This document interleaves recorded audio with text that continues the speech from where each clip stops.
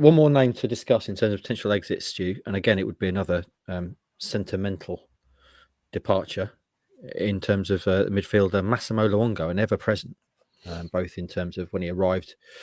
It was kind of a throwaway arrival, wasn't he, a couple of years ago in January as a free agent, and we were like, no, he might not even play. I think he actually said, if I only come and play 1 minute, that's fine. And then obviously he becomes a really key part, becomes Sam Morsey's running partner in the engine room, ever-present last season, but not really getting the time this season. What do you think of that? Massimo has to go down as one of the best free transfer signings in the history of the club.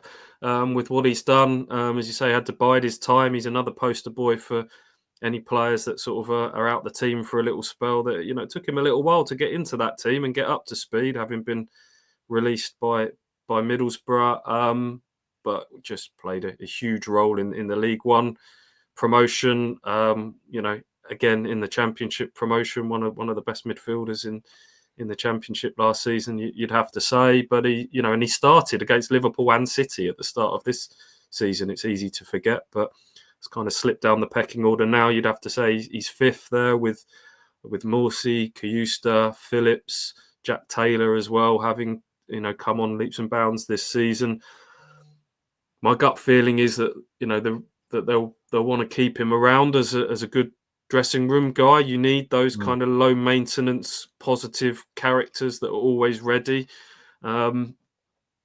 Kieran McKenna has been quick to kind of highlight several players that weren't necessarily right at the forefront of the promotion last season, but who played massive roles behind the scenes. And I'm certain that Massimo is doing that right now. Who knows? In time, I could see him going into coaching and maybe following a Shawnee Aluko type pathway. I don't know. Yeah, how thin do you want to leave yourself in midfield? Calvin Phillips has had a few little injury niggles. Sam Morsey, there could be a 2-game ban when he reaches 10 bookings coming down the track at some point. Jens Kayusta managing this little knee issue that he had when he signed in the summer. So, yeah, depends. Well, I mean, you've mentioned Godfrey can play in there as well, so that might make you think that that's a possibility. But I don't know. I might be wrong, but I'd be surprised if Massimo were to leave this month. I think that would require Ipswich to go out and sign a central midfielder if they felt there was someone that they could go and get. That's the only way I could see Massimo going.